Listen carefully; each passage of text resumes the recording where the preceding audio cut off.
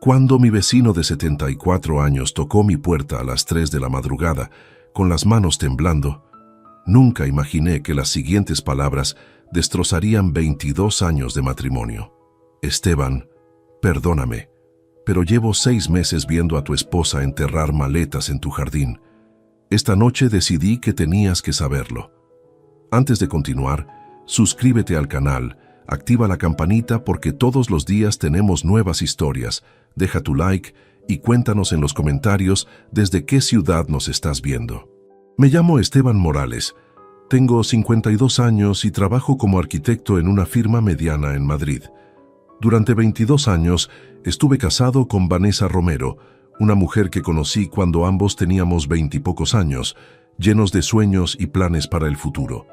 Ella era contadora, inteligente, organizada, siempre manejó las finanzas de la casa con precisión matemática. Yo me dedicaba a mis proyectos arquitectónicos, trabajando entre 11 y 13 horas diarias, confiando ciegamente en que mi esposa administraba nuestro dinero con la misma dedicación que ponía en su trabajo en Ibertrans, una empresa de transportes donde llevaba 15 años como contadora senior. Esa madrugada del 23 de agosto de 2024, todo cambió. Eran exactamente las 3:04 de la madrugada cuando escuché los golpes en mi puerta. No eran golpes violentos, pero sí insistentes, nerviosos. Me levanté confundido, pensando que quizás había alguna emergencia en el edificio. Vanessa ni siquiera se movió en la cama. Ella siempre fue de sueño pesado, algo que ahora, mirando hacia atrás, cobra un significado completamente diferente. Abrí la puerta y encontré a don Eliseo Vargas, mi vecino del apartamento contiguo, un hombre de 74 años, jubilado, viudo hace 5 años. Siempre fue amable, saludaba en el pasillo, intercambiábamos palabras sobre el clima o el fútbol, pero nunca habíamos tenido una relación cercana. Lo que vi me alarmó inmediatamente. Estaba pálido, sudando profusamente a pesar de que la noche era fresca y sus manos temblaban visiblemente. Esteban, dijo con voz quebrada, perdóname por venir a esta hora, pero necesito mostrarte algo, es sobre tu esposa. Mi corazón se aceleró, 1000 pensamientos cruzaron mi mente en segundos. ¿Un accidente? ¿Estaba herida? ¿Enferma? ¿Qué pasa con Vanessa?, pregunté, sintiendo cómo la adrenalina comenzaba a recorrer mis venas. No es una emergencia médica, aclaró rápidamente, como si leyera mi mente. Pero necesitas ver esto con tus propios ojos. Por favor, ven a mi apartamento. Ahora. Dudé por un segundo. Era una petición extraña, irregular, pero algo en sus ojos, una mezcla de vergüenza y urgencia, me convenció. Me puse una chaqueta sobre mi pijama y lo seguí hasta su apartamento, que estaba apenas a 5 metros del mío por el pasillo. Una vez dentro, don Eliseo no encendió las luces principales. Solo una lámpara tenue en la sala iluminaba su rostro angustiado. Me condujo directamente hacia la ventana de su dormitorio, que daba exactamente al jardín trasero de nuestro edificio, el pequeño espacio verde que compartíamos los residentes de la planta baja y primer piso. «Mira hacia abajo», susurró señalando hacia el jardín. «Hacia la zona cerca del árbol de ciruelas. Tu esposa está allí». Me asomé por la ventana, entrecerrando los ojos para ajustarme a la oscuridad. La luz de la luna llena iluminaba parcialmente el jardín, y entonces la vi. Vanessa, mi esposa de 48 años, vestida completamente de negro, con guantes, estaba arrodillada junto al árbol de ciruelas que yo mismo había plantado 3 años atrás. Frente a ella había una maleta grande, de esas rígidas para viajes internacionales, y un agujero en la tierra de aproximadamente 1 metro de profundidad. Me quedé helado. Literalmente sentí cómo la sangre se me iba de la cara. Mientras observaba, incapaz de procesar lo que veían mis ojos, Vanessa levantó la maleta con esfuerzo evidente, la colocó dentro del agujero y comenzó a cubrirla con tierra usando una pala pequeña. Sus movimientos eran metódicos, practicados, como si lo hubiera hecho muchas veces antes. «¿Qué demonios?», murmuré, sin poder completar la frase. «Llevo 6 meses viéndola hacer esto», dijo don Eliseo detrás de mí, su voz cargada de culpa. La primera vez fue en febrero de este año. Pensé que quizás estaba guardando algo sentimental, documentos importantes, no sé. Pero luego lo hizo otra vez, y otra, y otra. He documentado 8 veces que ella sale entre las 2 y las 4 de la madrugada, siempre con una maleta diferente, siempre al mismo lugar cerca de ese árbol. Miré a don Eliseo, buscando alguna explicación, alguna lógica. ¿Por qué no me dijiste antes?, pregunté, aunque mi voz salió más como un gemido que como una pregunta. Porque no era mi lugar, respondió con tristeza. No quería meter mi nariz en problemas ajenos. Pero esta noche, cuando la vi de nuevo, ya no pude seguir callado. Sea lo que sea que esté enterrando, Esteban, no es normal, y tú mereces saberlo. Volví a mirar por la ventana. Vanessa había terminado de cubrir el agujero y ahora alisaba la tierra con las manos, colocando hojas secas encima para disimular la tierra removida. Luego se levantó, miró alrededor con nerviosismo evidente y caminó de regreso hacia nuestro edificio con la pala en mano. En ese momento, eran las 3:17 de la madrugada, según el reloj digital en la mesita de don Eliseo.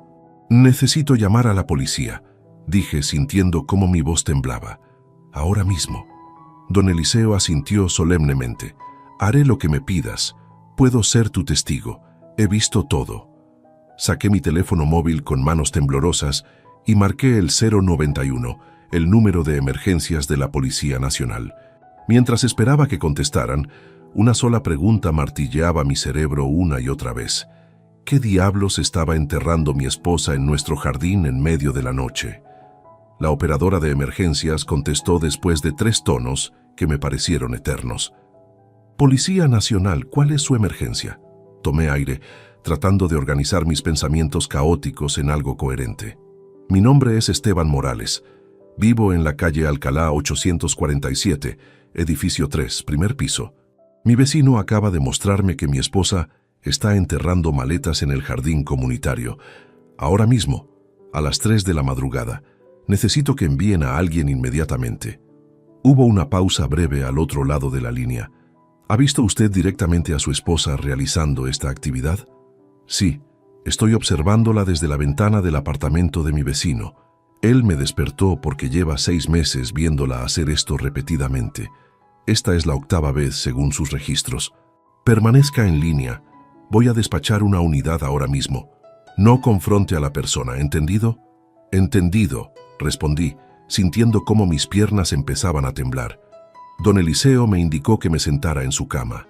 Desde allí todavía podía ver el jardín por la ventana. Vanessa ya había desaparecido de la vista. Probablemente había regresado a nuestro apartamento. La zona donde había estado trabajando se veía completamente normal ahora, como si nada hubiera ocurrido. Si no lo hubiera visto con mis propios ojos, jamás habría sospechado que bajo esa tierra descansaba una maleta llena de...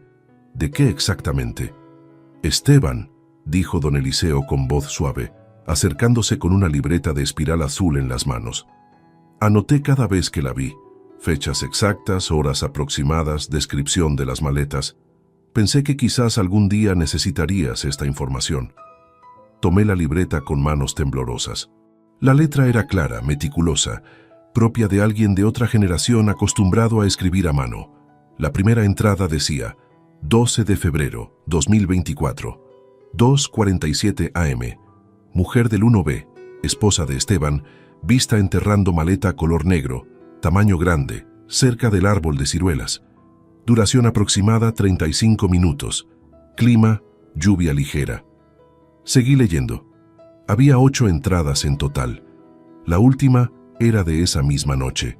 Cada una detallaba el color y tamaño aproximado de la maleta, la hora exacta o aproximada, las condiciones climáticas y la duración de la actividad.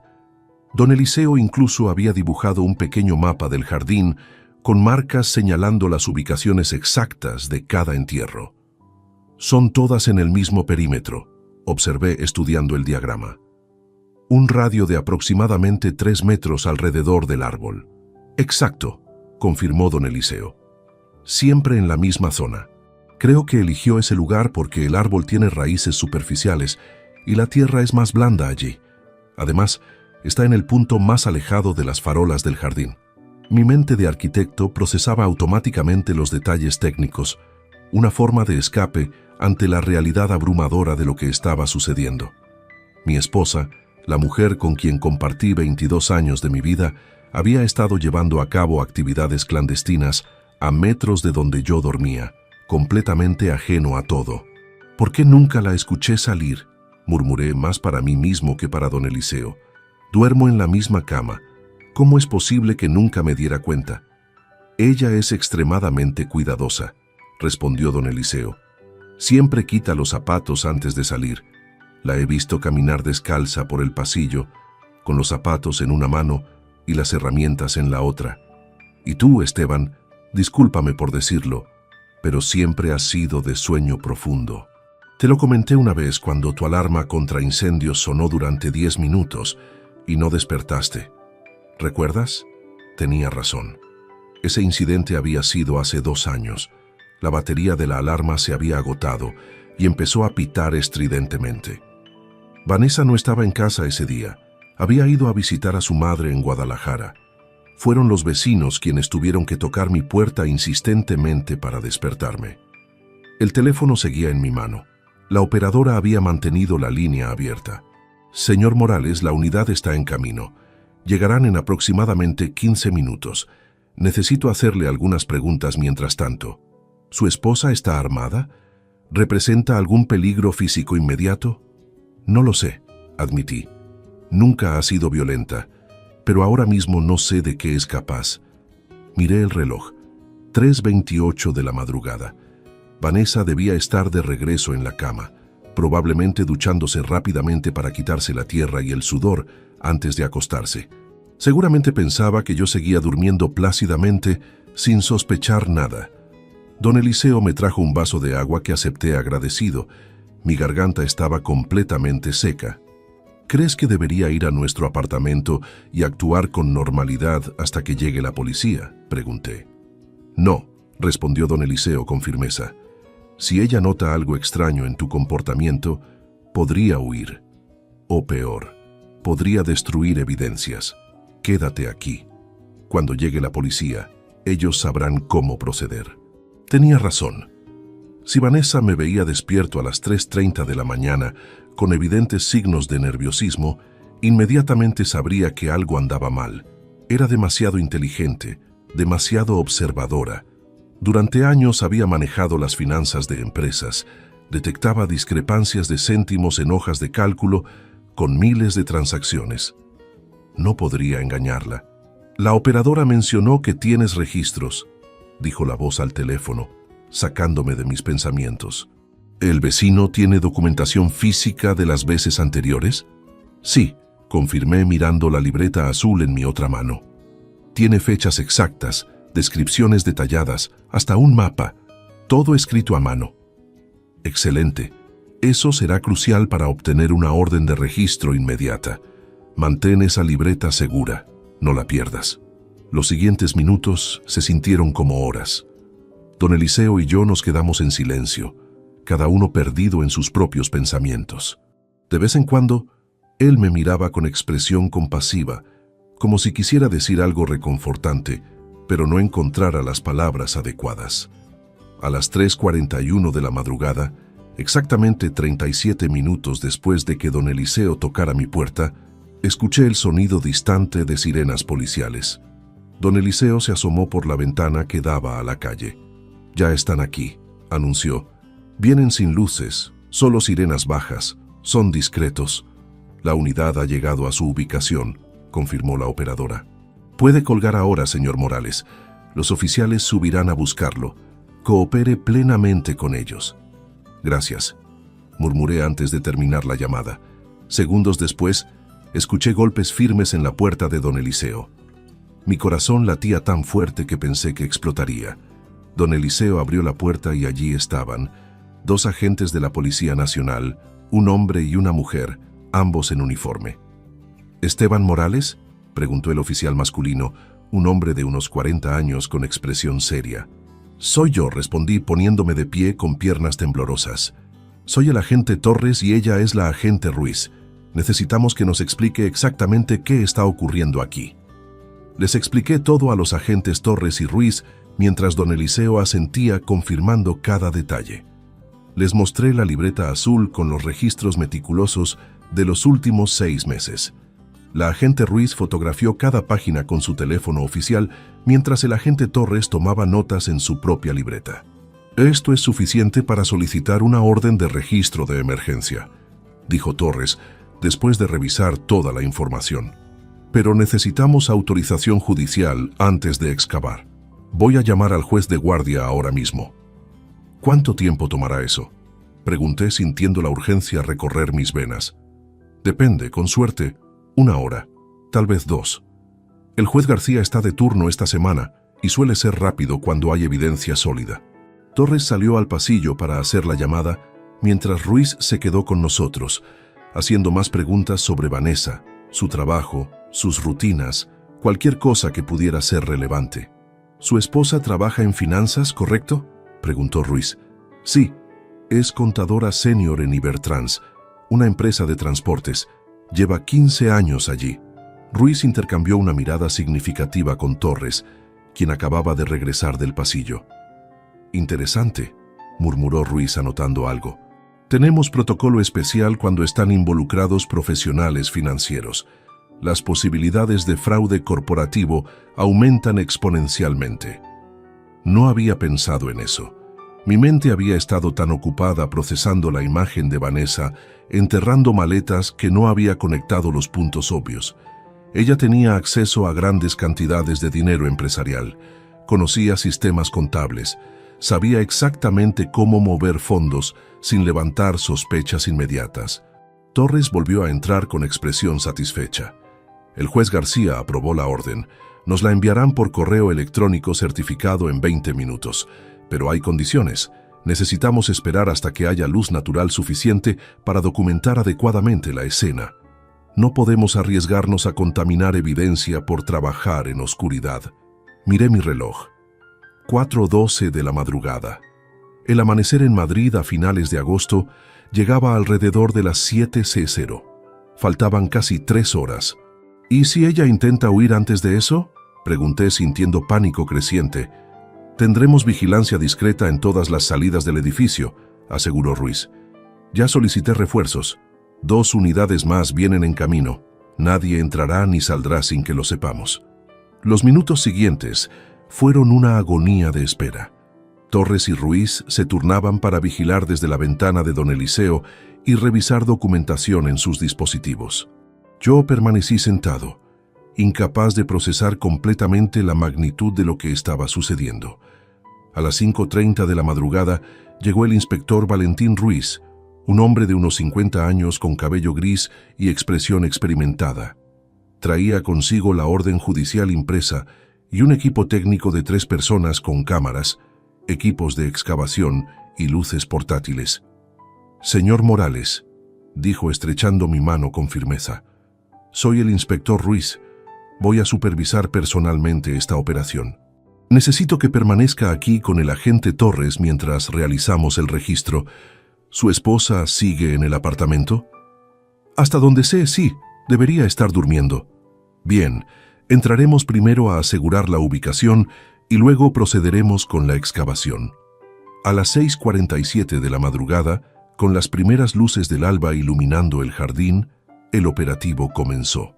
Desde la ventana de don Eliseo, observé cómo 6 oficiales ingresaban al jardín con equipo especializado.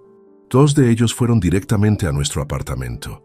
Los siguientes 15 minutos fueron los más largos de mi vida. Entonces escuché gritos, la voz de Vanessa, histérica, gritando algo ininteligible, el sonido de pasos corriendo, más gritos. «Está intentando huir por la salida trasera», gritó alguien por el radio de Torres. Mi corazón se detuvo. Corrí hacia la ventana y vi a Vanessa salir corriendo por la puerta del sótano que daba al jardín, vestida completamente de negro, con una mochila mediana en la espalda. Corría descalza hacia la verja trasera del edificio, pero los policías estaban preparados. 2 agentes que habían estado ocultos detrás de los arbustos se interpusieron en su camino. Vanessa intentó cambiar de dirección, resbaló en el césped húmedo por el rocío matinal y cayó de rodillas. La mochila se abrió parcialmente y varios fajos de billetes cayeron al suelo. ¡Al suelo! ¡Manos donde pueda verlas!, ordenó uno de los agentes. Vanessa se quedó paralizada por un segundo, mirando los billetes esparcidos en el césped, luego a los agentes, luego hacia el árbol de ciruelas donde el equipo técnico ya había comenzado a excavar. Su rostro palideció hasta volverse casi gris. «No, no, esto no está pasando», murmuró, pero su voz llegó claramente hasta donde yo estaba en el primer piso. «No puede estar pasando». Los agentes la esposaron y la levantaron. Ella no opuso resistencia física, simplemente comenzó a llorar de forma descontrolada mientras la conducían hacia el edificio. En ese momento, nuestras miradas se cruzaron. Ella levantó la vista exactamente hacia la ventana donde yo estaba parado junto a don Eliseo. La expresión en su rostro pasó del pánico al reconocimiento, luego a la comprensión total. Supo inmediatamente que yo había sido quien alertó a la policía. Sus ojos se llenaron de algo que no pude identificar completamente. ¿Ira? ¿Traición? ¿Terror? «Esteban», gritó con voz quebrada. «Esteban, por favor, puedo explicarlo, por favor». No respondí. No podía. Las palabras estaban atascadas en mi garganta. Mientras se la llevaban, el equipo técnico en el jardín trabajaba rápidamente. Habían instalado un perímetro con cinta amarilla y luces adicionales. Las cámaras documentaban cada movimiento. El inspector Valentín Ruiz supervisaba personalmente la excavación. La primera maleta apareció después de apenas 20 minutos de trabajo. Era negra, rígida, exactamente como la había visto esa madrugada. 2 técnicos con guantes la sacaron cuidadosamente del agujero y la colocaron sobre una lona protectora. El inspector Ruiz se acercó, abrió los cierres con movimientos precisos y levantó la tapa. Incluso desde el primer piso pude ver lo que contenía. Fajos y fajos de billetes. Billetes de 50 y 100 euros, apilados meticulosamente, organizados con bandas elásticas. «Madre de Dios», murmuró don Eliseo a mi lado. El inspector Ruiz habló por su radio. «Confirmo contenido de alto valor monetario en primera maleta.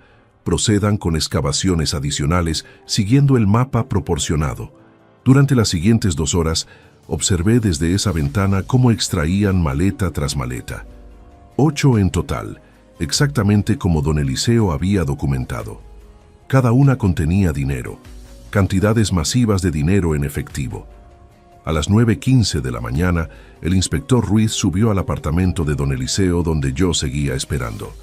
«Señor Morales», dijo con expresión grave, «hemos contado preliminarmente el efectivo. Las 8 maletas contienen aproximadamente 3.147.000 euros en billetes de denominaciones variadas». Sentí que el suelo se movía bajo mis pies. 3 millones de euros. Mi esposa había enterrado 3 millones de euros en nuestro jardín. ¿De dónde salió ese dinero?, logré preguntar con voz apenas audible. «Eso es exactamente lo que vamos a averiguar», respondió Ruiz. «Su esposa está siendo interrogada ahora mismo, y necesitamos que usted venga a la comisaría para hacer una declaración formal completa». En la comisaría del distrito de Salamanca me sentaron en una sala de interrogatorios fría y austera. Las paredes eran de un gris institucional deprimente y el aire acondicionado funcionaba a temperatura glacial. El inspector Valentín Ruiz se sentó frente a mí con una carpeta gruesa que acababa de recibir de otro detective. «Señor Morales, antes de comenzar formalmente necesito que entienda algo», dijo Ruiz con tono serio pero no hostil. «Usted no está siendo acusado de nada en este momento. Está aquí como testigo y posible víctima, pero debo advertirle que, dependiendo de lo que descubramos, esa situación podría cambiar. ¿Comprende? ¿Está diciendo que podría ser acusado de algo?», pregunté, sintiendo un nuevo nivel de pánico instalarse en mi pecho. «Si descubrimos que tenía conocimiento previo del origen ilícito de ese dinero, sí. Pero basándonos en la evidencia actual y el testimonio de su vecino, no parece ser el caso. Aún así, le recomiendo encarecidamente que solicite representación legal. Quiero cooperar completamente, dije con firmeza. No tenía idea de nada de esto. Pueden revisar todo lo que necesiten. Ruiz asintió y abrió la carpeta. Dentro había fotografías de las maletas abiertas, montones de billetes organizados en pilas perfectas y varios documentos que no pude identificar desde mi ángulo. Su esposa, Vanessa Morales, ha confesado parcialmente después de 2 horas de interrogatorio, comenzó Ruiz. Trabaja como contadora senior en Ibertrans, empresa de transportes y logística con sede en Madrid, ¿correcto? Sí, lleva 15 años en esa compañía. Durante los últimos 3 años, su esposa implementó un esquema de fraude extremadamente sofisticado, continuó Ruiz, consultando sus notas. Creaba empresas fantasmas con nombres legítimos que sonaban como proveedores reales de servicios de transporte. Registraba estas empresas con domicilios falsos, obtenía números de identificación fiscal falsos y las ingresaba en el sistema contable de Ibertrans. Me quedé mirándolo, incapaz de procesar completamente lo que estaba escuchando. Una vez que las empresas fantasmas estaban en el sistema, generaba facturas falsas por servicios que nunca se prestaron. Como contadora senior, tenía autorización para aprobar pagos de hasta $50,000 sin supervisión adicional. Cantidades mayores requerían doble firma, así que se mantuvo estratégicamente por debajo de ese umbral. Pero alguien debió notarlo, protesté. Las auditorías internas, los balances mensuales. Ahí está su genialidad perversa, explicó Ruiz con algo que podría haber sido admiración profesional si el contexto fuera diferente. Ella misma era responsable de preparar los informes de auditoría interna. Manipulaba los números de forma que los totales coincidieran perfectamente. Ibertrans mueve millones de euros mensualmente. 50,000 aquí y allá durante 3 años pasaron completamente desapercibidos en el volumen masivo de transacciones legítimas. Dios mío, murmuré, ¿cuánto robó en total? Según nuestros cálculos preliminares basados en su confesión parcial, aproximadamente 3.567.000 durante 36 meses. Los 3.147.000 que encontramos enterrados representan lo que ella logró convertir en efectivo y ocultar. El resto sigue en cuentas bancarias que estamos rastreando.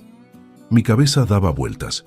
Durante 3 años, mientras yo trabajaba honestamente diseñando edificios y proyectos arquitectónicos, ganando mi salario de 3 laus, 400 mensuales. Mi esposa había estado robando cantidades obscenas de dinero de su empleador. ¿Para qué quería todo ese dinero?, pregunté, aunque parte de mí temía la respuesta. Ruiz sacó más documentos de la carpeta. Eran impresiones de pasajes aéreos, reservas de hotel y algo que parecía un pasaporte pero con foto de Vanessa y un nombre diferente. Vanessa Mariana Silva, leyó Ruiz del documento falsificado. Nacionalidad argentina. Este pasaporte es falso pero de calidad excepcional. Lo obtendríamos dentro de 3 semanas, según ella nos informó.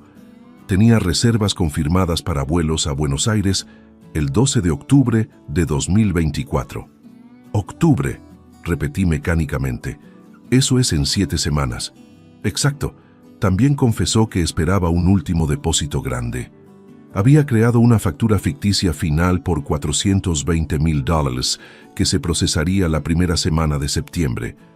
Una vez que ese dinero llegara a la cuenta fantasma y lo convirtiera en efectivo, planeaba desaparecer. ¿Desaparecer? ¿Y qué hay de mí, de nuestro matrimonio? Ruiz me miró con expresión compasiva pero directa. Señor Morales, su esposa no planeaba llevarlo con ella. De hecho, parte de su estrategia dependía de que usted permaneciera aquí, completamente ajeno, para que no hubiera sospecha inmediata cuando ella no regresara de lo que le diría que era un viaje de negocios a Barcelona. Sentí como si me hubieran golpeado en el estómago con un bate de béisbol. Vanessa planeaba abandonarme. Después de 22 años juntos, simplemente iba a desaparecer con millones de euros robados y dejarme aquí sin explicación. Hay más, agregó Ruiz, claramente incómodo con lo que venía. Durante el registro de su apartamento, encontramos correspondencia y fotografías que sugieren que su esposa mantiene una relación extramatrimonial. Sacó un sobre manila y extrajo varias fotografías. Me preparé mentalmente, pero nada podría haberme preparado para lo que vi. Vanessa besando a un hombre que no reconocí. Vanessa abrazada con ese mismo hombre en lo que parecía ser una playa. Vanessa en ropa interior en una habitación de hotel, sonriendo a la cámara que presumiblemente ese hombre sostenía. Se llama Álvaro Sosa, informó Ruiz. Tiene 43 años y antecedentes penales por falsificación de documentos. Cumplió condena hace 6 años. Creemos que él es quien fabricó el pasaporte falso para su esposa y posiblemente ayudó con otros aspectos del esquema. ¿Ella planeaba huir con él?, pregunté. Mi voz sonando extrañamente calmada considerando el huracán de emociones destruyendo mi interior. Eso creemos. Tenemos registros de llamadas entre ellos, mensajes de texto explícitos, reservas de hotel a nombre de ambos. Su esposa ha negado esto inicialmente, pero la evidencia es abrumadora. Me recosté en la silla, sintiendo todo el peso de las últimas horas cayendo sobre mí como una avalancha. Mi esposa era una ladrona, una estafadora, una adúltera, y había planeado abandonarme sin mirar atrás, llevándose millones de euros robados para comenzar una nueva vida con su amante criminal. Necesitamos su cooperación completa para construir el caso, dijo Ruiz. Tiene acceso a las cuentas bancarias compartidas, documentos financieros, computadoras que ella usaba en casa. Vanessa siempre manejó las finanzas, admití. Yo le daba mi salario cada mes, y ella pagaba todo. Tengo acceso a nuestra cuenta conjunta, pero ella tiene otras cuentas personales de las que no sé nada. Necesitaremos autorizaciones firmadas para revisar todo. También revisaremos su propia situación financiera para asegurarnos de que no estaba involucrado. Revisen lo que necesiten, dije con voz firme. Quiero que encuentren cada euro que robó. Y quiero asegurarme de que ella y sus cómplices paguen por esto. Pasé las siguientes 48 horas en un estado de shock funcional. El inspector Ruiz me permitió regresar a mi apartamento después de 6 horas de interrogatorio exhaustivo, pero el lugar ya no se sentía como mi hogar. Se sentía como la escena de un crimen, que técnicamente lo era. Los técnicos forenses habían registrado cada habitación. Habían incautado la computadora portátil de Vanessa, su teléfono móvil, cajas llenas de documentos, libretas bancarias, todo lo que pudiera contener evidencia. El apartamento se veía violado, con espacios vacíos donde antes había objetos cotidianos que ahora eran pruebas judiciales. Me senté en el sofá de la sala, el mismo sofá donde Vanessa y yo habíamos visto películas los viernes por la noche durante años, y comencé a repasar mentalmente los últimos 3 años. El inspector Ruiz me había pedido que anotara cualquier comportamiento inusual, cualquier cambio en rutinas, cualquier cosa que ahora, con retrospectiva, pudiera indicar actividades ilícitas. Saqué una libreta nueva y empecé a escribir. Febrero de 2022. Ese fue aproximadamente cuando todo comenzó, según la confesión de Vanessa. Intenté recordar qué estaba sucediendo en nuestras vidas entonces. Yo estaba trabajando en el proyecto del centro comercial en Pozuelo de Alarcón, un contrato importante que consumía 12 o 13 horas diarias. Vanessa había mencionado que tendría más responsabilidades en Ibertrans porque habían despedido a 2 contadores y ella asumiría sus funciones. Anoté. Febrero 2022. Vanessa asume más trabajo en Ibertrans, mayor acceso y autoridad sobre cuentas. Seguí pensando. Marzo de 2022, ella empezó a viajar más frecuentemente. Barcelona, Sevilla, Valencia. Decía que eran auditorías en las sucursales regionales de Ibertrans. Yo nunca cuestioné esos viajes porque parecían completamente legítimos. Ella siempre regresaba con historias detalladas sobre las oficinas, los empleados locales, problemas administrativos que había resuelto. Marzo-diciembre 2022. 8 viajes de trabajo. Duración promedio, 3 días. ¿Realmente fue a trabajar o a encontrarse con Álvaro Sosa? La pregunta me quemaba. Ahora que sabía sobre su amante, cada recuerdo estaba contaminado con sospecha. ¿Cuánto tiempo llevaban juntos? ¿Dónde se conocieron? Alguna vez lo trajo a nuestra casa mientras yo estaba trabajando. Abril de 2023. Vanessa insistió en que renováramos nuestro apartamento. Dijo que habíamos ahorrado suficiente dinero y merecíamos actualizar la cocina y los baños. Gastamos $42,000 en renovaciones. Yo pensé que ese dinero venía de nuestros ahorros conjuntos y su salario. Ahora me preguntaba si había usado dinero robado para pagar a los contratistas. Abril 2023. Renovación del apartamento. $42,000. ¿Origen del dinero? Junio de 2023. Ella compró un coche nuevo, un Audi A4 plateado. Me dijo que lo había financiado con un préstamo automotriz a nombre de ella, pero que había conseguido una tasa de interés excelente gracias a su historial crediticio. Pagó $38,000 de entrada. Nunca vi los documentos del préstamo. Junio 2023. Audi A4 nuevo. Entrada de $38,000. ¿De dónde salió ese dinero? Seguí escribiendo, página tras página de recuerdos que ahora cobraban significados siniestros. Los fines de semana que ella decía necesitar ir a la oficina para terminar informes urgentes. Las veces que la llamé a su teléfono celular y no contestó durante horas. Su nueva obsesión con revisar el correo antes que yo, probablemente interceptando estados de cuenta bancarios que no quería que viera. Entonces recordé algo específico que me heló la sangre. En octubre de 2023, recibí una llamada del Banco Sabadell preguntando si quería aumentar el límite de crédito en una tarjeta. Les dije que debía ser un error porque no tenía ninguna tarjeta con ese banco. La empleada insistió en que había una cuenta corriente y una tarjeta de crédito a mi nombre desde hacía 8 meses. Colgué pensando que era un intento de estafa telefónica. Ahora comprendía la verdad. Vanessa había abierto cuentas bancarias usando mi identidad. Busqué en los documentos que los policías me habían dejado, copias de evidencia incautada. Allí estaba, 4 cuentas bancarias en diferentes instituciones, todas registradas a nombre de Esteban Morales, todas con direcciones que no eran la nuestra, todas con firmas que no eran mías, pero se parecían lo suficiente como para pasar inspección superficial. Banco Sabadell, cuenta abierta marzo 2023. Banco Santander, cuenta abierta mayo 2023. CaixaBank, cuenta abierta julio 2023. BBVA, cuenta abierta septiembre 2023. Vanessa había falsificado mi firma, probablemente con ayuda de Álvaro Sosa, el falsificador profesional, y había creado toda una red de cuentas fantasmas usando mi identidad. Si el esquema hubiera sido descubierto a través de auditoría bancaria, en lugar de por su error de enterrar dinero en el jardín, yo habría sido el primer sospechoso. Todas las cuentas fraudulentas conducían directamente a mí.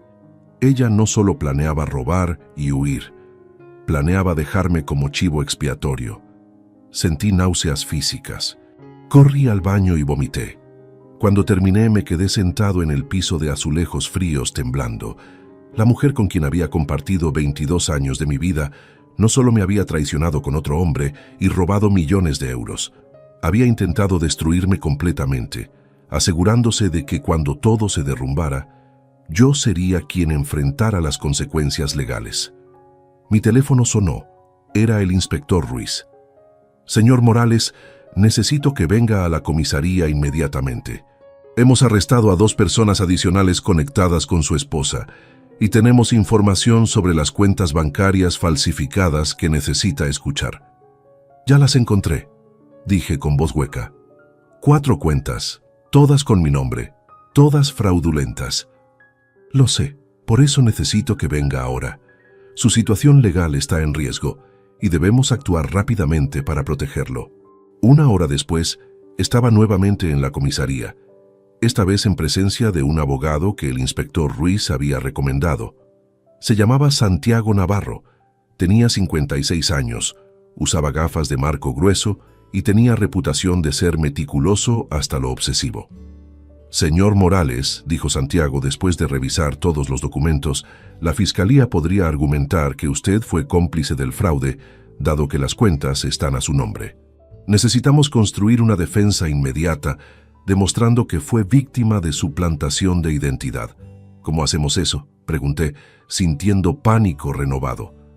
Con evidencia forense de que las firmas son falsificaciones, con testimonio de sus empleadores y colegas estableciendo que trabajaba a tiempo completo durante los periodos cuando se abrieron estas cuentas, con análisis de sus propios registros financieros demostrando que nunca tuvo acceso a estos fondos, y con el testimonio del detective privado que contraté hace 3 horas. ¿Detective privado? Necesitamos documentar exhaustivamente su rutina diaria durante los últimos 3 años, explicó Santiago. Cada proyecto en el que trabajó, cada hora facturable, cada reunión con clientes. Necesitamos probar que era física y temporalmente imposible que usted estuviera involucrado en este esquema mientras mantenía su carrera como arquitecto. Tengo registros detallados, dije. Agendas completas, emails con marcas de tiempo, facturas de proyectos. Excelente.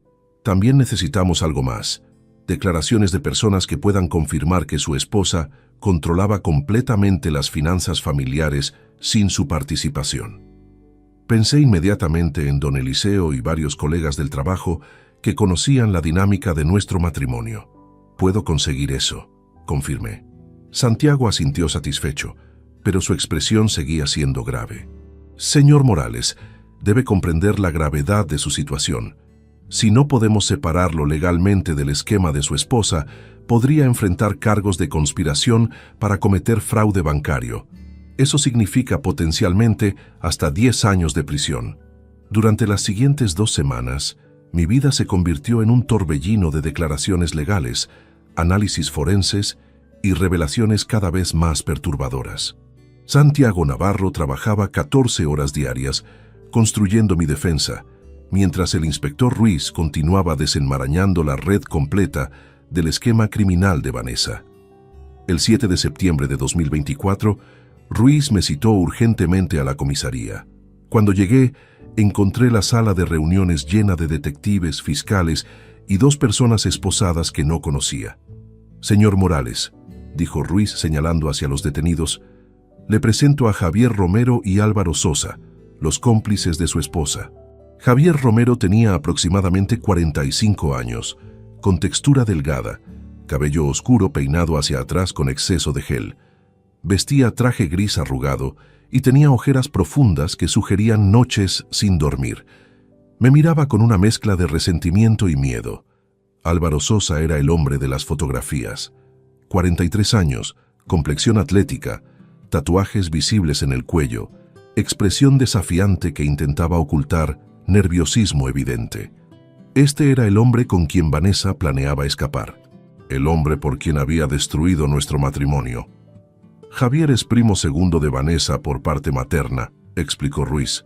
Trabaja como gerente de sucursal del Banco Santander en la zona de Chamartín. Fue quien facilitó la apertura de 3 de las 4 cuentas fraudulentas usando documentación falsificada. ¿Cómo funciona eso exactamente?, pregunté, tratando de mantener mi voz estable. Un fiscal llamado Eduardo Martín intervino. El señor Romero tiene acceso privilegiado al sistema bancario. Cuando se presenta documentación para abrir cuentas, hay verificaciones de seguridad estándar. Pero un gerente con suficiente antigüedad puede acelerar aprobaciones o marcar aplicaciones como verificadas manualmente, sin pasar por el proceso completo de autenticación. Básicamente, continuó Ruiz, Javier recibía documentos falsificados de Álvaro. Los ingresaba en el sistema como si hubieran sido verificados personalmente, y las cuentas se abrían en 24 horas, sin preguntas, sin alarmas. ¿Y qué ganaba él con esto?, pregunté mirando directamente a Javier. El primo de Vanessa bajó la mirada, pero el fiscal respondió por él. El señor Romero recibía 8% de cada transacción fraudulenta procesada a través de las cuentas que ayudó a crear. Según nuestros cálculos, obtuvo aproximadamente 287,000 durante los 3 años del esquema. Me volví hacia Álvaro Sosa. Él me sostuvo la mirada con descaro que me hizo hervir la sangre. ¿Y tú?, pregunté con voz que salió más calmada de lo que esperaba. ¿Cuánto tiempo llevas acostándote con mi esposa? No tengo que responder nada, dijo Álvaro con acento que delataba orígenes en barrios marginales. 19 meses, intervino Ruiz consultando documentos. Se conocieron en febrero de 2023 en un bar de Malasaña. Ella buscaba específicamente a alguien con experiencia en falsificación de documentos. Su relación comenzó como transacción comercial y evolucionó a romántica aproximadamente 3 meses después. Romántica, repetí con amargura. Qué palabra tan bonita para describir adulterio. Santiago Navarro, quien había permanecido callado hasta entonces, habló con tono profesional. Señor Morales, estos hombres han aceptado declarar contra su esposa a cambio de reducción de sentencias. Sus testimonios son cruciales para establecer que usted no tuvo participación en el esquema. El señor Romero, en particular, ha proporcionado evidencia detallada de que su esposa le instruyó explícitamente falsificar su firma sin su conocimiento. Javier finalmente habló, su voz apenas un murmullo. Vanessa me dijo que estabas de acuerdo, que era un plan conjunto para obtener fondos de inversión de forma acelerada. Me mostró mensajes de texto supuestamente tuyos aprobando todo. Yo creí que ambos estaban involucrados.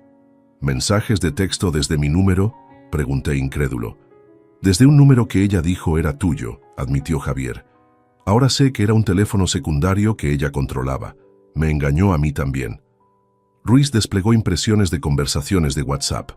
Efectivamente, había mensajes extensos entre Javier y un contacto guardado como Esteban M., discutiendo detalles bancarios, códigos de acceso, instrucciones para transferencias. Pero yo nunca había enviado ninguno de esos mensajes.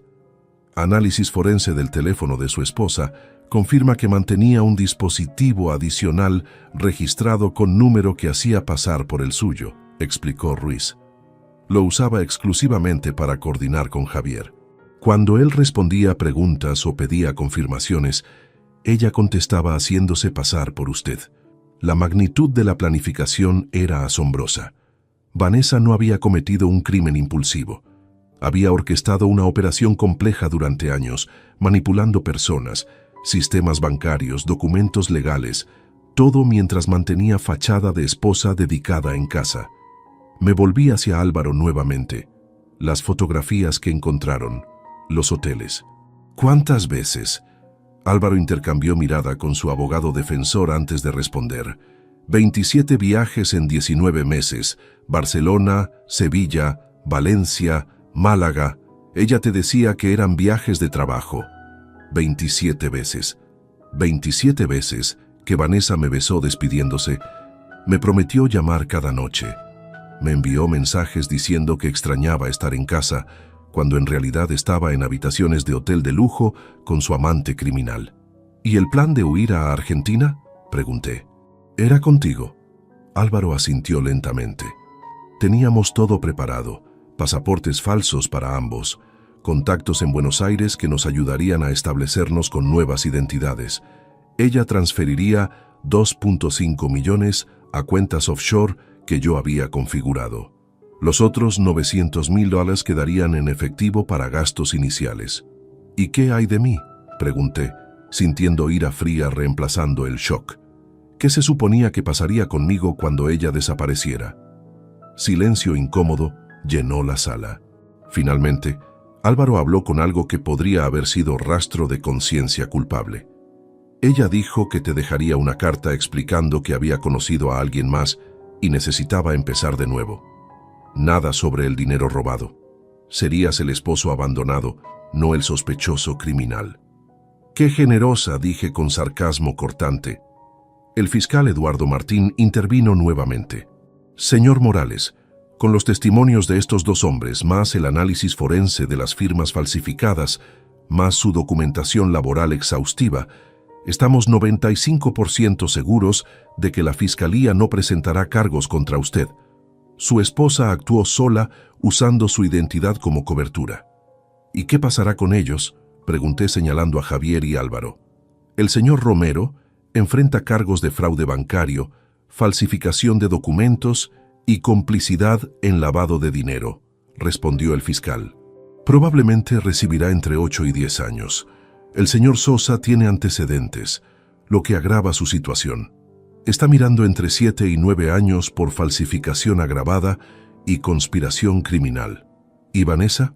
El fiscal intercambió miradas con Ruiz antes de responder.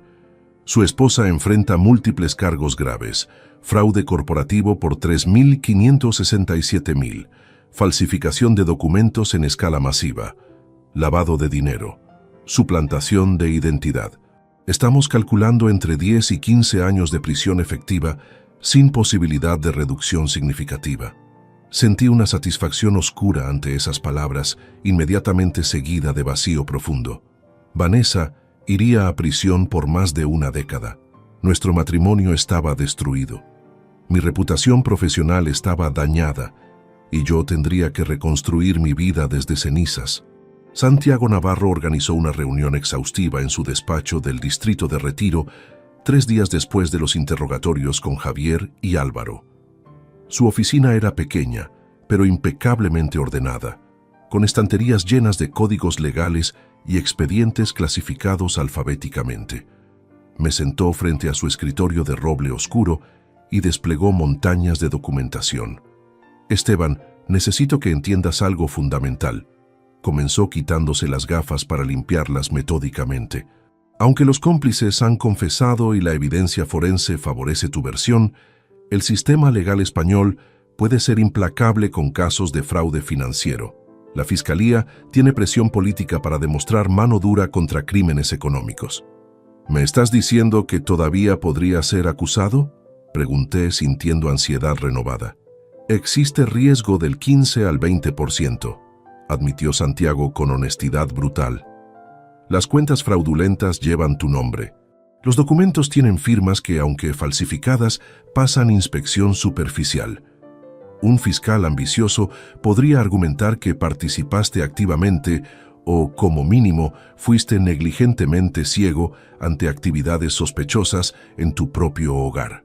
Pero trabajaba 13 horas diarias. Vanessa manejaba todo lo relacionado con dinero. ¿Cómo se supone que debía saber?» «Exactamente el argumento que construiremos», dijo Santiago colocando sus gafas nuevamente. «Pero necesitamos evidencia irrefutable. No bastará tu palabra contra la de ella». Pasamos las siguientes 5 horas revisando cada aspecto de mi vida profesional durante los últimos 3 años. Santiago había contratado un equipo de 3 asistentes legales que habían compilado documentación exhaustiva. Me mostraron registros detallados, 2.847 horas facturables durante 2022, trabajando en 7 proyectos arquitectónicos simultáneos. Emails con marcas de tiempo demostrando que rutinariamente enviaba correspondencia laboral entre las 7:00 am y las 9:30 pm. Registros de entrada y salida del edificio de mi firma, donde escáner biométrico documentaba cada acceso. Testimonios de 12 colegas confirmando mi presencia constante en la oficina. «Esto es oro puro para la defensa», dijo Santiago, revisando las hojas de cálculo. «Durante marzo de 2023, cuando se abrió la cuenta en Banco Sabadell, supuestamente en tu presencia física en la sucursal de Chamartín, tú estabas en reunión con cliente en Guadalajara. Tenemos registro fotográfico del encuentro, firma en contrato fechado ese día, recibos de gasolina del viaje. ¿Eso es suficiente? Es excelente comienzo, pero necesitamos más. Necesitamos establecer patrón completo de que Vanessa controlaba absolutamente todas las finanzas familiares sin tu participación. Llamamos a don Eliseo como primer testigo para declaración formal. El anciano llegó al despacho vistiendo su mejor traje, claramente nervioso pero determinado a ayudar. Santiago lo interrogó con gentileza profesional. «Don Eliseo, ¿cuánto tiempo ha conocido al señor Morales?» 6 años, desde que se mudó al edificio. Durante ese tiempo, tuvo conversaciones con él sobre finanzas personales. «Varias veces», confirmó don Eliseo. Esteban mencionaba frecuentemente que su esposa manejaba todo el dinero. Decía que él era terrible con números fuera del trabajo y que Vanessa era experta. Bromeaba diciendo que ni siquiera sabía dónde guardaban las chequeras. ¿Alguna vez vio evidencia de que el señor Morales participara en decisiones financieras importantes? Nunca. De hecho, recuerdo específicamente en diciembre de 2023, cuando compraron el Audi nuevo. Esteban me comentó sorprendido que Vanessa Había manejado toda la negociación sin consultarle. Dijo que llegó a casa y el coche simplemente estaba estacionado afuera con moño rojo. Santiago continuó documentando testimonios similares durante días. Mi jefe en la firma de arquitectura, Fernando Castillo, declaró que yo había rechazado promoción a socio en 2023, específicamente porque requería mayor involucramiento en aspectos financieros del negocio, explicando que mi esposa manejaba esas cosas en casa y yo prefería concentrarme en diseño. Mi contador personal, Miguel Ángel Torres, testificó que durante 15 años de preparar mis declaraciones de impuestos, siempre era Vanessa quien proporcionaba documentación financiera. Esteban firmaba donde yo le indicaba, pero nunca revisaba los números detalladamente. Confiaba completamente en su esposa. Mientras tanto, expertos forenses contratados por Santiago analizaban las firmas falsificadas. El perito grafólogo Ignacio Vidal preparó informe técnico de 47 páginas, demostrando con certeza científica que las rúbricas en documentos bancarios fraudulentos no coincidían con mi escritura auténtica. «Observe estos puntos de presión», explicó Ignacio mostrándome imágenes magnificadas. Su firma real aplica presión desigual, más fuerte en trazos descendentes, más ligera en ascendentes. Es consistencia inconsciente que todo escritor tiene. Las firmas falsificadas muestran presión uniforme, característica de alguien copiando cuidadosamente en lugar de escribir naturalmente. ¿Eso probará que no firmé esos documentos? En tribunal esto es evidencia científica virtualmente irrefutable, aseguró Ignacio. Agregue análisis de tinta que demuestra que algunas firmas se hicieron con bolígrafos de marca diferente a los que usted usa habitualmente, y tenemos caso hermético. Santiago también contrató investigador forense digital llamado Patricia Delgado para analizar mis dispositivos electrónicos. Ella revisó mi computadora personal, teléfono móvil, tablet, incluso mi antiguo laptop que había guardado en el armario.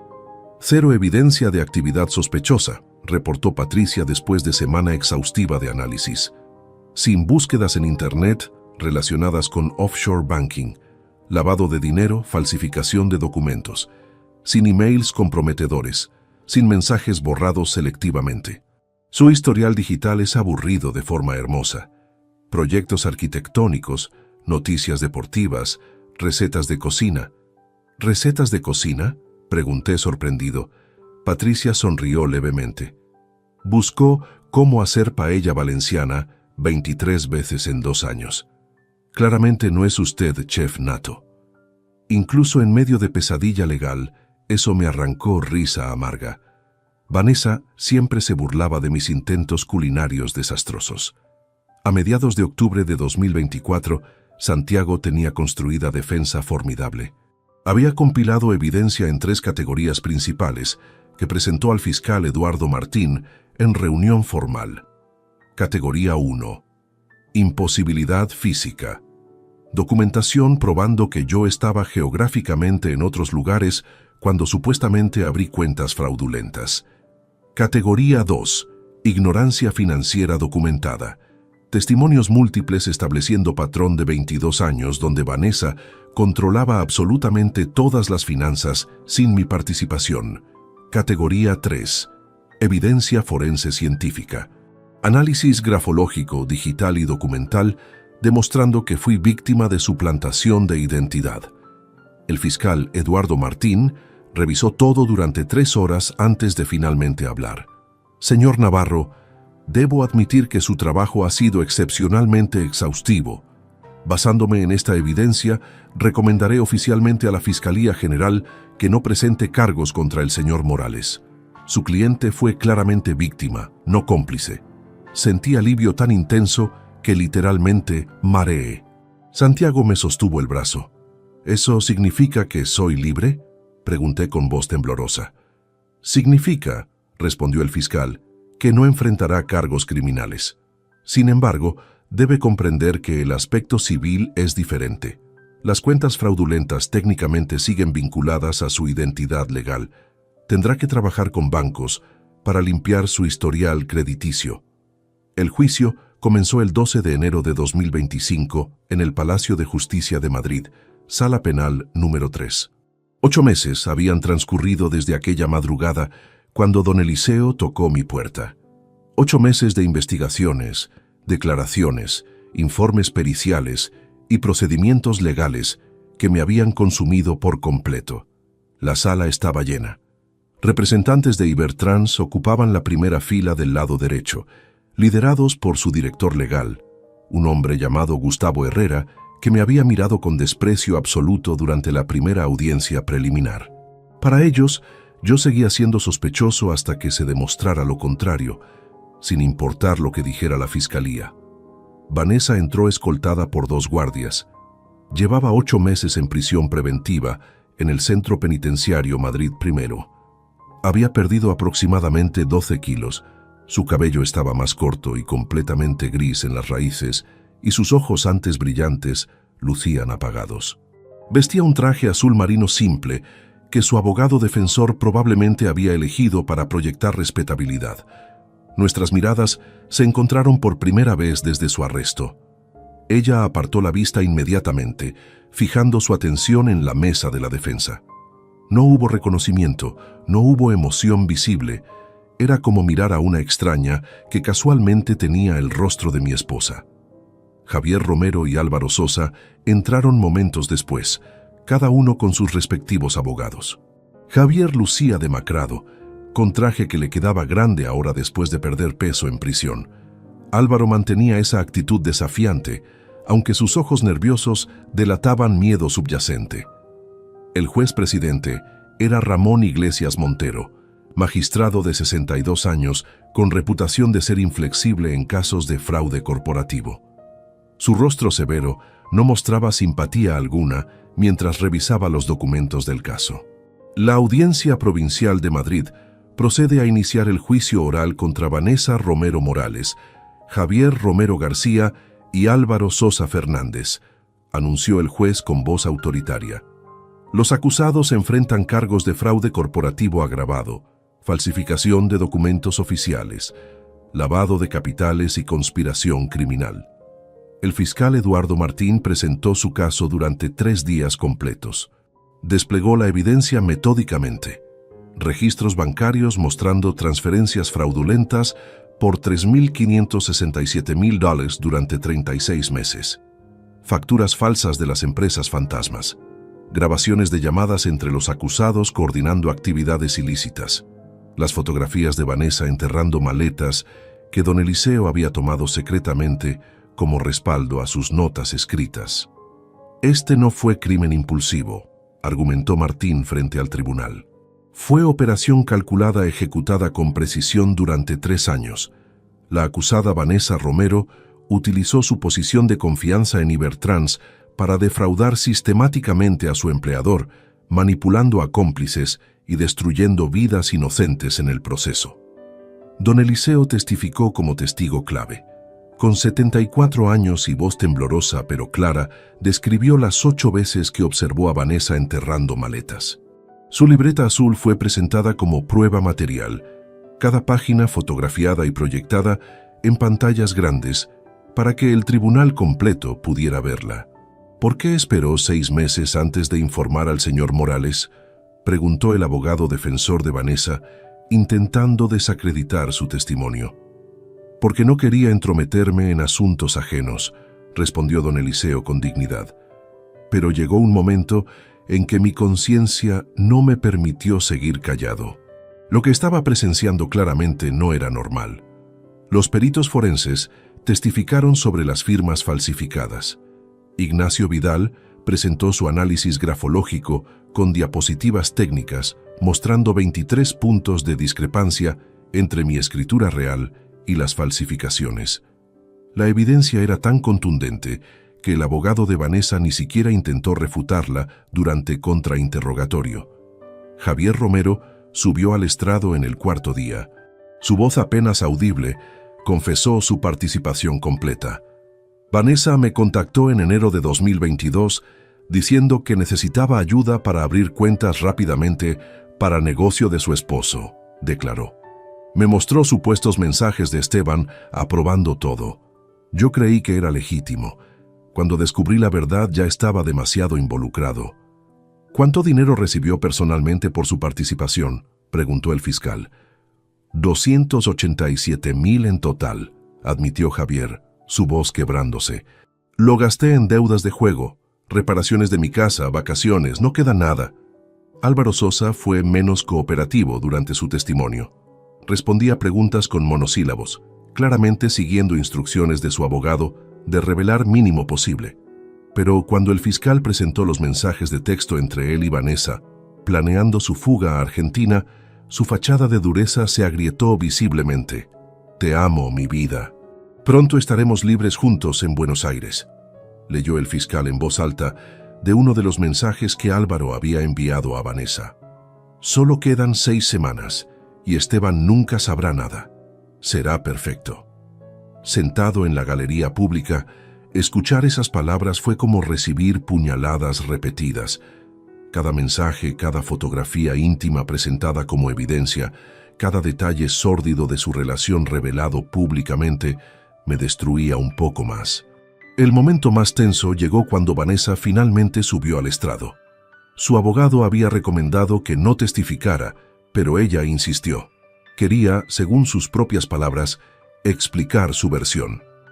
¿Reconoce haber desviado 3.567,000 de Ibertrans?, preguntó el fiscal directamente. «Sí», respondió Vanessa con voz monótona. ¿Reconoce haber falsificado la firma de su esposo Esteban Morales en múltiples documentos? Sí. ¿Reconoce haber planeado huir del país con su cómplice Álvaro Sosa, abandonando a su esposo sin explicación? Vanessa vaciló por primera vez. Sus ojos se llenaron de lágrimas. Sí, susurró finalmente. ¿Tiene algo que decir en su defensa? Vanessa miró directamente hacia donde yo estaba sentado. Las lágrimas corrían libremente por su rostro ahora. Esteban, lo siento, dijo con voz quebrada. Sé que no significa nada ahora, pero necesito que sepas que lo siento.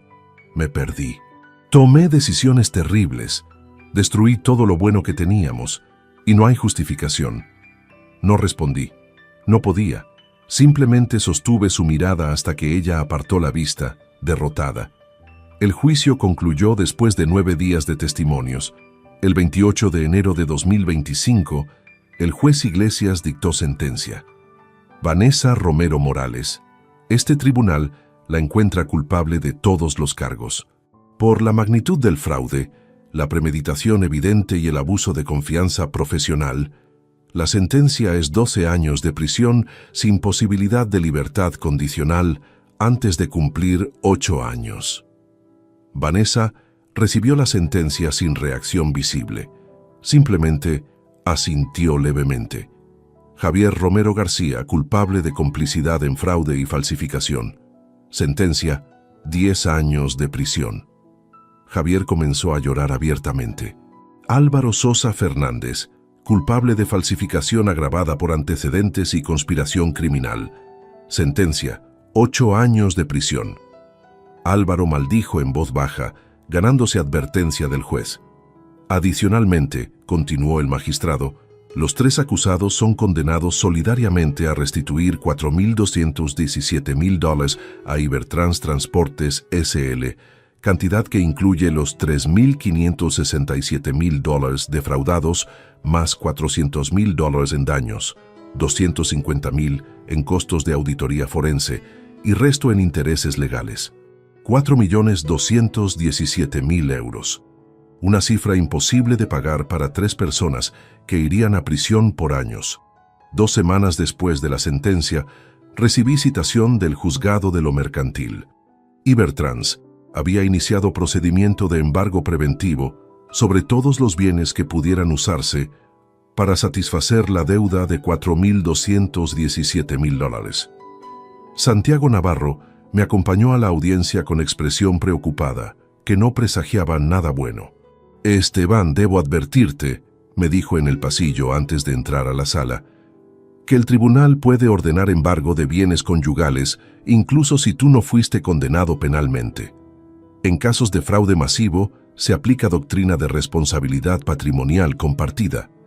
«¿Eso qué significa exactamente?», Significa que los bienes adquiridos durante el matrimonio, incluso si están legalmente a tu nombre, pueden ser embargados para pagar la deuda de Vanessa. Sentí el estómago caer. Nuestra casa, nuestros ahorros, todo lo que había construido trabajando honestamente durante 25 años.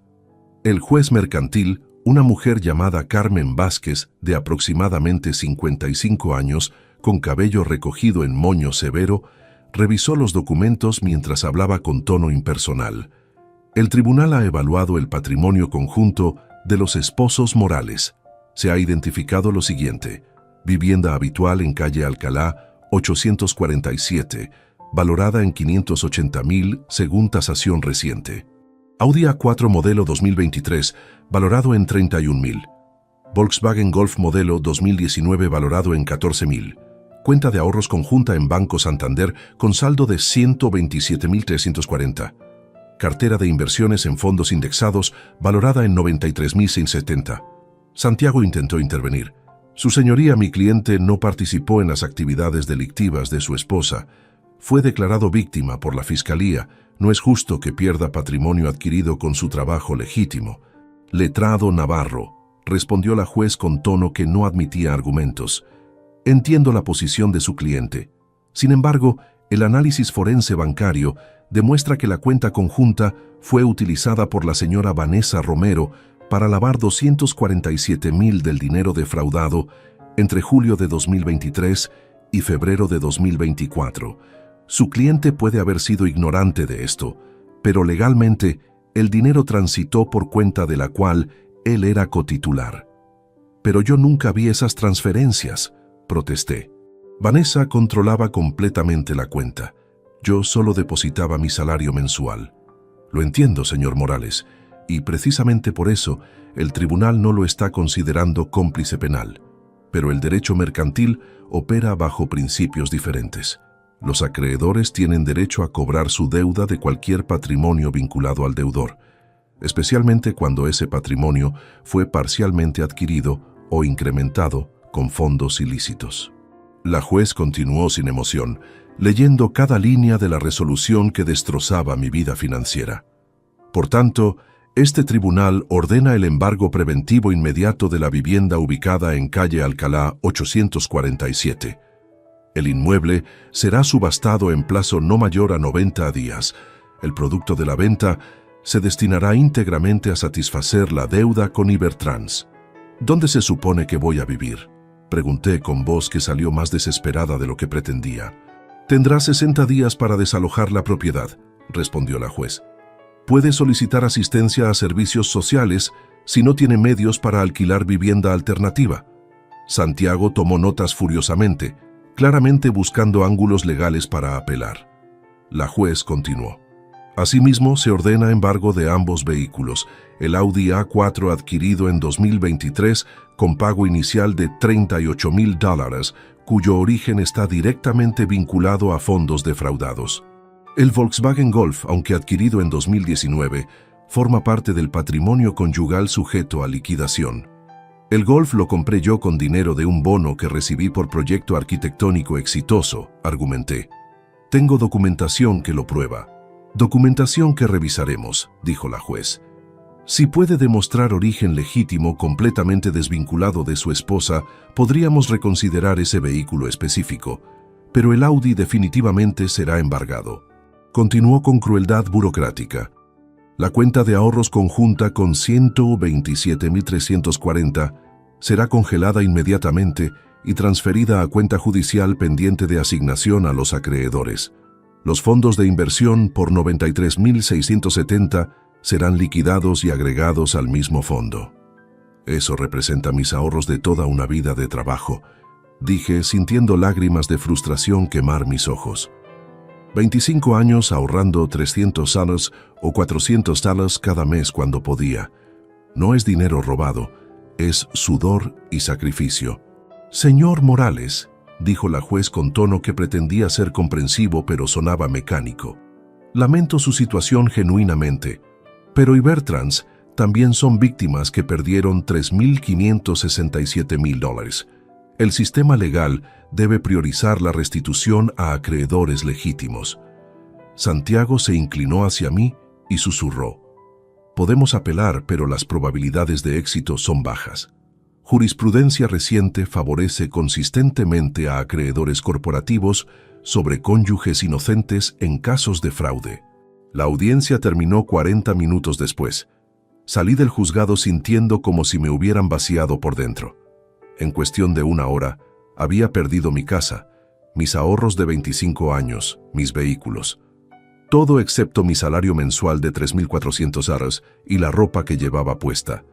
Santiago me llevó a un café cercano. Pedimos expresos que ninguno de los dos tocó. «¿Cuánto recuperaré después de que vendan todo?», pregunté finalmente. Santiago hizo cálculos mentales antes de responder. «Casa valuada en 580. Cierto, pero en subasta judicial generalmente venden 30% por debajo del valor de mercado. Digamos $400.000. Audi tal vez $28.000. Golf, si logras probarlo, quizás lo conserves. Ahorros $127.000. Inversiones $93.000. Total aproximado $650.000. Pero la deuda es de $4.217.000. Exacto. Pagarás aproximadamente 15% de la deuda total, y Bertrand seguirá persiguiendo el resto, embargando porcentaje de tu salario durante años. ¿Durante cuántos años? Legalmente pueden embargar hasta 30% de tu salario neto. Tu ingreso mensual después de impuestos es aproximadamente $2.900. Pueden tomar 870 mensuales. La deuda restante de $3.567.000 tardaría, matemáticamente hablando, aproximadamente 342 años en pagarse a ese ritmo. La absurdidad de la cifra casi me hizo reír histéricamente. «Por supuesto», continuó Santiago, «en la práctica, probablemente negociaremos acuerdo después de 10 o 15 años donde Ibertrans acepte considerar la deuda satisfecha parcialmente, pero durante ese tiempo vivirás con 2.030 mensuales después del embargo. 2.030 al mes. En Madrid, donde alquileres modestos empezaban en 850. Después de pagar vivienda, servicios, comida, transporte, quedarían apenas $400 o $500 para todo lo demás. Básicamente, resumí con voz hueca, Vanessa me robó mi vida. «Chanek», admitió Santiago sin intentar endulzar la realidad. «Legalmente eres inocente, moralmente eres víctima, pero financieramente estás arruinado». Permanecimos en silencio varios minutos. Finalmente pregunté lo único que importaba ahora. «¿Qué hago?» «Encuentras apartamento barato, reduces gastos a mínimo absoluto, continúas trabajando y reconstruyes lentamente durante próximos 10 o 15 años». «Tengo 52 años», dije. «Para cuando termine de pagar esto, tendré 67. ¿Voy a pasar mi vejez en pobreza por crímenes que no cometí?» Santiago no tenía respuesta reconfortante. Simplemente puso su mano en mi hombro en gesto de solidaridad silenciosa que fue más honesto que cualquier platitud que pudiera ofrecer.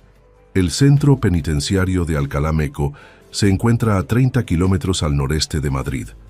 Conduje hasta allí en el Volkswagen Golf, que finalmente conseguí conservar después de probar su compra con documentación de 2019. Era 23 de febrero de 2025, exactamente 3 semanas después de la sentencia. Había iniciado trámites de divorcio inmediatamente tras el juicio, y mi abogado matrimonialista, Elena Márquez, había preparado los papeles finales que requerían firma de Vanessa. «No tienes que hacer esto personalmente», me había dicho Elena. «Puedo enviar los documentos por mensajero judicial. Ella firmará sin verte». «Necesito hacerlo», había respondido. «Necesito cerrar este capítulo cara a cara». La verdad era más compleja. Parte de mí necesitaba verla una última vez, no por nostalgia o perdón, sino para confirmar que la mujer que amé durante 22 años realmente había muerto, que en su lugar quedaba solo esta criminal que destruyó nuestras vidas. El proceso de ingreso a la prisión tomó 45 minutos. Revisión de identificación, detector de metales, registro personal, múltiples puertas de seguridad que se cerraban con sonidos metálicos resonantes. Finalmente me condujeron a la sala de visitas, espacio rectangular con mesas de plástico atornilladas al suelo y sillas igualmente fijas. Vanessa entró 5 minutos después escoltada por una guardia. Vestía uniforme carcelario gris, pantalón y camisa sin forma, que hacían que su cuerpo luciera aún más delgado de lo que recordaba. Su cabello completamente gris ahora, sin el tinte castaño que siempre usaba. Líneas profundas marcaban su rostro alrededor de ojos y boca. Tenía 48 años, pero lucía fácilmente 60. Se sentó frente a mí con movimientos lentos, casi temerosos. Sus manos temblaban visiblemente sobre la mesa. «Esteban», dijo con voz ronca, «gracias por venir. No pensé que lo harías». «Vine a traerte documentos para firmar», respondí con tono deliberadamente neutro, sacando folder manila de mi bolso. «Papeles de divorcio. Tu abogada ya los revisó. Solo necesito tu firma». Ella miró el folder, pero no lo abrió. «¿Ni siquiera vas a preguntarme cómo estoy?», preguntó con voz quebrada. «No me interesa cómo estés», dije sin alterarme. «Estoy aquí por trámite legal, no por cortesía social». Lágrimas comenzaron a rodar por sus mejillas. Durante años, esas lágrimas me habrían destrozado. Me habrían hecho hacer cualquier cosa por consolarla. Ahora me dejaban completamente frío. «Esteban, por favor», suplicó. «Sé que cometí errores terribles. Sé que te lastimé de formas imperdonables. Pero necesitas entender que todo lo que hice fue pensando en nosotros, en darnos mejor vida». La audacia de esa mentira me hizo soltar risa áspera sin humor alguno. «¿En nosotros?», repetí. «Vanessa, sé todo. La policía me mostró todo. Los mensajes con Álvaro planeando huir a Argentina sin mí. Las reservas de hotel para 2 personas. El pasaporte falso solo a tu nombre. Las cuentas offshore donde planeabas transferir 2.5 millones. No me insultes intentando vender esa historia ahora». Su rostro palideció. Claramente no esperaba que yo tuviera acceso a esos detalles específicos. «¿Te mostraron los mensajes?», susurró. «Cada uno de ellos», confirmé sacando otro folder de mi bolso. Este contenía impresiones que había solicitado específicamente al inspector Ruiz. «¿Quieres que lea algunos? Te amo, Álvaro. Solo quedan 6 semanas y seremos libres». Esteban nunca sabrá nada. Es tan ingenuo, tan confiado. Para cuando se dé cuenta estaremos en otro continente con identidades nuevas. «Para», rogó Vanessa cubriendo su rostro con manos temblorosas. «Por favor, para». «¿Por qué debería parar?», pregunté, sintiendo ira fría reemplazar cualquier rastro de compasión. «Tú no paraste cuando falsificaste mi firma en documentos bancarios. No paraste cuando usaste mi identidad para crear cuentas fraudulentas, intentando convertirme en tu chivo expiatorio. No paraste cuando te acostaste con ese criminal en 27 viajes diferentes, mintiendo sobre cada uno de ellos». Estaba confundida, sollozó. «Álvaro me manipuló, me hizo creer que te estaba protegiendo al mantenerte fuera de todo». «No», dije con voz cortante como cuchillo. «Álvaro no te manipuló. Tú lo buscaste específicamente porque necesitabas falsificador profesional. Él testificó todo durante el juicio. Admitió que fuiste tú quien inició contacto, tú quien propuso el esquema completo. Él solo proporcionó herramientas técnicas». Vanessa lloraba desconsoladamente ahora, pero yo había pasado demasiados meses procesando traición como para sentir lástima. «Perdí todo por tus crímenes», continué con voz que mantenía calmada a fuerza de voluntad. «Mi casa, mis ahorros de 25 años, 220,000 de patrimonio que construí trabajando honestamente desde que tenía 27 años. Se lo llevó todo el embargo. Vivo ahora en apartamento de 40 metros cuadrados que cuesta 850 mensuales. Ibertrans embarga 30% de mi salario durante próximos 15 años mínimo. Básicamente me condenaste a pobreza hasta vejez. Lo siento», repetía ella una y otra vez como mantra roto. «Lo siento, lo siento, lo siento». «Tus disculpas no valen nada», dije empujando el folder con papeles de divorcio hacia ella. «Firma aquí, aquí y aquí. Renuncia a cualquier derecho sobre cualquier cosa que yo pueda generar en futuro. Acepta custodia cero de bienes conyugales, dado que todo fue confiscado de todas formas». Ella abrió el folder con manos temblorosas y leyó las páginas. Eran apenas 3 hojas. Nuestro matrimonio de 22 años, reducido a 3 hojas de lenguaje legal estéril. ¿Ni siquiera vas a dejar puerta abierta?, preguntó con voz apenas audible. ¿Posibilidad de reconciliación cuando salga en 8 años? La miré directamente a los ojos por primera vez desde que entró. Vanessa, tú moriste para mí la madrugada del 23 de agosto de 2024, cuando vi las maletas enterradas en nuestro jardín. Todo lo que vino después solo confirmó que la mujer que creí amar nunca existió realmente. Eras mentira completa. No hay nada que reconciliar porque no hay nada que quedó. Esteban, firma los papeles, ordené sin inflexión emocional alguna. Ahora, ella tomó el bolígrafo que le ofrecí y firmó cada página con mano temblorosa. Cuando terminó, recogí los documentos y los guardé cuidadosamente en mi bolso. Nunca volveré, dije levantándome de la silla.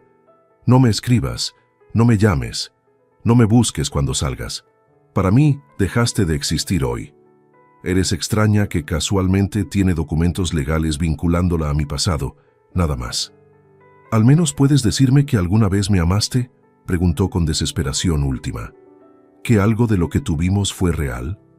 Me detuve en la puerta y la miré una última vez. Amé a mujer que pensé que eras. Esa mujer era ficción. Tú eres desconocida que usó su rostro para engañarme durante 22 años. No, Vanessa. Nunca te amé porque nunca exististe realmente. Salí sin mirar atrás. Escuché sus sollozos seguirme por el pasillo, pero no me detuve. Enero de 2026. Han pasado exactamente 17 meses desde aquella última visita a la prisión de Alcalá Meco. Casi 2 años desde la madrugada, cuando don Eliseo tocó mi puerta, y mi vida se dividió para siempre en un antes y un después. Vivo ahora en apartamento pequeño de 42 metros cuadrados en el barrio de Carabanchel. No es zona elegante, pero el alquiler de 850 mensuales es todo lo que puedo permitirme con mi salario reducido. El espacio consiste en dormitorio diminuto, cocina estrecha, baño funcional y sala que también sirve como oficina improvisada, donde trabajo ocasionalmente desde casa. Los muebles son básicos, comprados en tiendas de segunda mano o mercadillos dominicales. Sofá gris gastado pero cómodo, mesa de comedor de madera rayada, cama individual que chirría cuando me muevo, estantería barata llena de libros de arquitectura y algunas novelas que he comprado para llenar noches solitarias. No hay decoración elaborada, no hay lujos. Es existencia espartana pero honesta. Cada mes, Ibertrans deduce 870 de mi salario automáticamente. Me quedan 2030 para sobrevivir. Después de alquiler y servicios básicos de 950, quedan 1080 balos para comida, transporte, ropa, emergencias médicas. He aprendido a comprar marcas baratas en supermercados discount, cocinar comidas simples que duran varios días, caminar 40 minutos al trabajo para ahorrar billetes de metro. No tengo vida social elaborada. No salgo a bares ni restaurantes. No viajo. No compro electrónicos nuevos. Mi teléfono móvil tiene 4 años. Mi laptop, 6. Uso la misma ropa hasta que literalmente se desarma. Es vida reducida a esenciales absolutos. Pero extrañamente, hay paz en esta simplicidad forzada. El trabajo continúa siendo mi ancla. Seguí en la firma de arquitectura donde llevo 18 años, aunque rechacé nuevamente posible promoción a socio en diciembre pasado, porque requeriría inversión de capital que no poseo. Fernando Castillo, mi jefe, entiende mi situación. Me asigna proyectos constantes, respeta mi necesidad de mantener cabeza abajo y simplemente trabajar. Diseñar edificios sigue dándome propósito. Cuando dibujo planos, cuando calculo estructuras, cuando imagino espacios que eventualmente ocuparán familias reales, me siento conectado con algo más grande que mi tragedia personal. Es terapia no intencional. Don Eliseo se convirtió en mi mejor amigo. De hecho, mi único amigo verdadero. Nos vemos todos los días sin falta. A las 17:00 horas, bajo al apartamento de él y tomamos café juntos durante hora u hora y media. Hablamos de todo: política, fútbol, historia, filosofía amateur de hombres mayores, intentando entender mundo caótico. Él nunca menciona a Vanessa, a menos que yo saque el tema, lo cual rara vez hago. Nunca expresa lástima obvia. Solo ofrece compañía silenciosa y café decente. Los domingos jugamos ajedrez. Don Eliseo es maestro del juego. Gana probablemente 8 de cada 10 partidas, pero esas 2 victorias ocasionales que consigo me dan satisfacción desproporcionada. «Estás mejorando», me dijo hace 3 domingos después de ganarle en 47 movimientos. «Finalmente aprendiste a pensar 5 jugadas adelante en lugar de 3. Tuve buen maestro», respondí sonriendo levemente. Esos pequeños momentos de normalidad son salvavidas emocionales que me mantienen funcionando. Financieramente nunca me recuperaré completamente. Hice cálculos realistas con calculadora y hojas de cálculo durante noche de insomnio el mes pasado. Si continúo trabajando hasta edad de jubilación de 67 años, pagando 870 mensuales a Ibertrans durante 15 años como acordado, habré entregado 156.600 adicionales. Sumado a los 650.000 que obtuvieron del embargo inicial, habré pagado 806.600 daros de deuda de 4.200 y 17.000. Apenas 19%. Después de eso, probablemente negociarán con donación del resto o me perseguirán hasta muerte. Cualquiera sea el caso, nunca poseeré casa propia nuevamente. Nunca tendré ahorros sustanciales. Nunca podré retirarme cómodamente. Mi pensión de jubilación será miseria que apenas cubrirá alquiler modesto. Es futuro sombrío objetivamente, pero he hecho paz con esta realidad. Lo que Vanessa me robó no fue solo dinero, fue confianza fundamental en humanidad. Fue fe en que personas cercanas son lo que aparentan ser. Fue capacidad de abrirme emocionalmente sin miedo paralizante de traición. No he tenido cita romántica desde la separación. Varias compañeras de trabajo han sugerido sutilmente interés durante estos 2 años. Todas son mujeres agradables, inteligentes, probablemente perfectamente normales. Pero algo dentro de mí está roto permanentemente. La idea de permitir que otra persona entre en mi vida íntima, de confiar secretos, de compartir finanzas, de hacerme vulnerable nuevamente, me llena de terror visceral. Prefiero soledad segura que riesgo de repetir pesadilla. Hace 6 meses, recibí notificación del centro penitenciario. Vanessa había escrito carta solicitando visita mía. La rompí sin leer. 3 meses después, otra carta, también destruida sin abrir. Ella intentó llamar al teléfono de mi oficina 2 veces. Instruí a recepcionista bloquear su número. No hay curiosidad sobre su estado. No hay deseo de saber si está arrepentida, rehabilitada, transformada. Esa mujer dejó de existir para mí completamente. Es fantasma que ocasionalmente aparece en pesadillas, pero no tiene sustancia en mundo real. Esta tarde, como todas las tardes, bajaré a tomar café con don Eliseo a las 5 en punto. Mañana me levantaré a las 6. Prepararé desayuno simple. Caminaré 40 minutos al trabajo.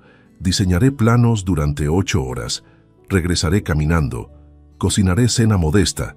Leeré libro hasta cansarme. Dormiré en cama que chirría. No es vida que imaginé a los 30 años cuando me casé, lleno de esperanza y sueños ambiciosos. Es vida reducida, pequeña, circunscrita por consecuencias de crímenes ajenos, pero es mía, honesta, transparente, libre de engaños. Y después de todo lo vivido, descubrí que honestidad vale más que cualquier cantidad de dinero enterrado en jardines oscuros. La paz de dormir con conciencia limpia, sabiendo que cada euro que poseo fue ganado legítimamente, no tiene precio. Vanessa tiene sus millones robados, o lo que queda de ellos después de restituciones y sentencias. Tiene su amante criminal, aunque ambos están separados por celdas de prisión. Tiene sus 12 años de condena para reflexionar sobre elecciones que destruyeron múltiples vidas. Yo tengo apartamento pequeño, salario modesto, deuda que nunca terminaré de pagar y amigo de 74 años que hace café terrible pero compañía excelente. No cambiaría posiciones con ella por nada del mundo. Si te gustó esta historia, dale like al video, suscríbete al canal y comparte tus impresiones en los comentarios. Para escuchar la próxima historia, haz clic en la caja de la izquierda. Gracias por vernos.